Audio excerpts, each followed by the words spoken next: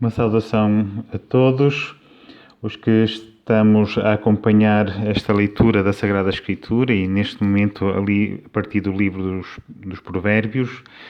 E hoje avançamos com o capítulo 10º, dedico-me agora neste pequeno vídeo ao capítulo 10º do livro dos Provérbios. Aqui é-nos apresentada aquela que é designada a primeira coleção dos Provérbios de Salomão. Diz, tomando a Sagrada Escritura, até já temos essa separação feita, fala-nos de sentenças várias e de provérbios de Salomão. Portanto, tratam-se antes de mais de sentenças muito antigas que se ocupam da vida moral, para ajudar, e voltamos sempre àquela temática fundamental que é de instruir, sobretudo, aqueles que são os jovens, aqueles que mais necessitam de ser acompanhados na sua vida também do dia-a-dia. E cada provérbio, ou sentença, se quisermos, apresenta-se pela sua brevidade e pela sua força incisiva, arguta, precisa, aliás, como nós também já fizemos menção na introdução deste livro. No entanto, estas sentenças supõem, agora estas sentenças várias, a partir do capítulo 10º, pressupõem todas aquelas que já foram aqui apresentadas, aqueles conselhos gerais já dados até ao momento nos capítulos anteriores. Até ao momento a sabedoria era-nos apresentada como é em si e nos seus dons, mas agora cabe ao autor sagrado levar-nos a contemplar a própria sabedoria na vida concreta, na história real dos homens. Agora vamos ser colocados diante desta provocação. Quem é que age com sabedoria? E quem é que age com insensatez?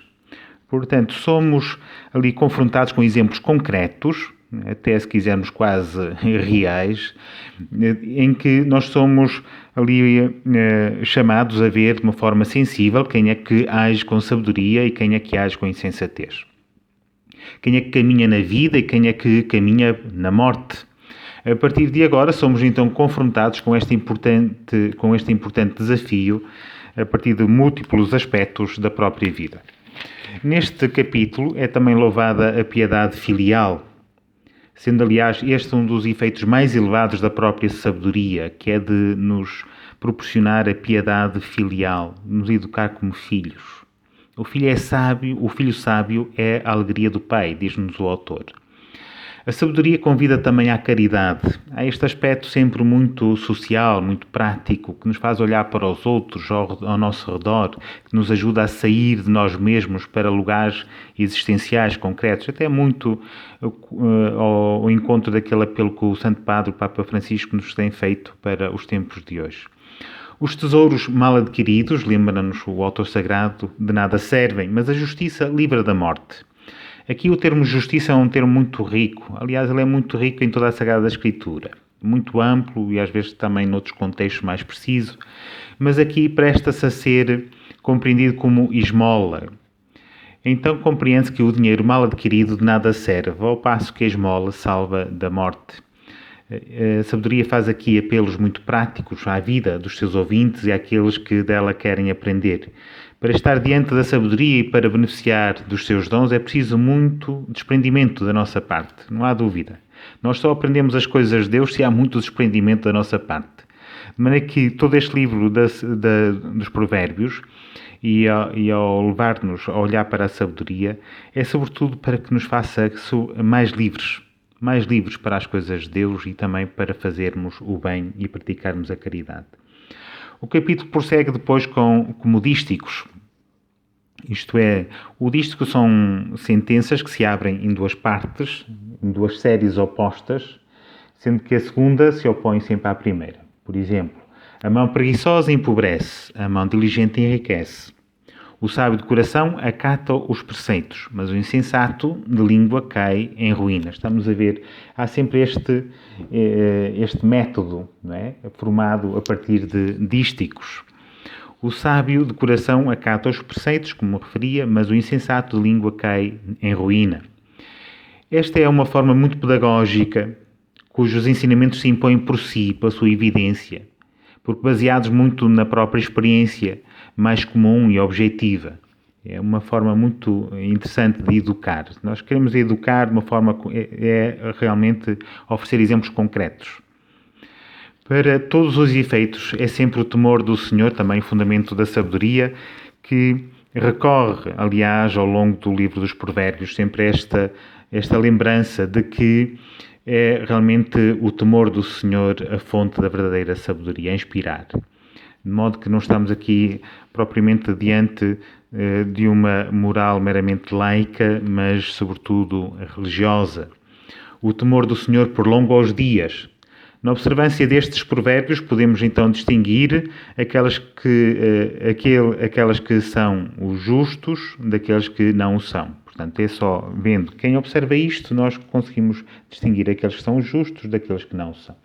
Portanto, deixemos-nos então envolver pela força que esta palavra contém, pelos exemplos que nos dá, pela forma como tanto deseja instruir-nos no caminho da sabedoria. Prosseguimos com a nossa leitura do livro dos Provérbios. Agora dedicamos-nos aos capítulos 11 e 12 deste livro.